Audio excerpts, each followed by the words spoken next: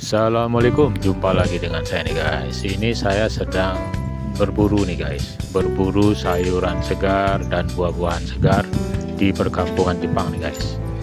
Kadang-kadang di tengah jalan itu ada hasil sayuran atau buah-buahan yang baru panen tuh guys, dijual di pinggir-pinggir jalan itu. Nggak ada yang jaga, tapi ada kotak amal yang bisa kita masukkan uang di tromol begitu ya. Nah, ini saya sedang keliling nih guys. Nah, seperti ini suasananya ya di perkampungan Jepang ya. Tenang, sepi, nyaman. Nah, kadang-kadang ada tuh guys di tengah jalan tuh ada yang bisa kita lihat, ada yang bisa kita beli tuh guys. Misalnya sayuran segar yang baru panen atau buah-buahan yang baru. Nah, ini nih guys.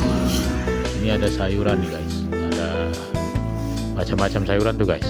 Ada lobak, ada jeruk tuh guys. Ini hasil panen itu guys dari penduduk setempat itu. Satu bungkusnya 100 yen tuh guys.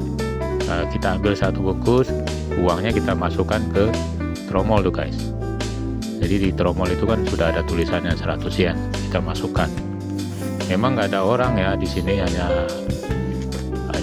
masukkan uang koin saja dan modal kejujuran saja guys. Kita keliling lagi guys, cari tempat yang lain. Ada apa lagi ya nanti ya. Jadi kalau ada yang ini ada lagi ternyata nih guys. Ini ada lobak nih guys, lobak hasil panen dari penduduk setempat nih guys. Ini juga sama harganya 100 yen.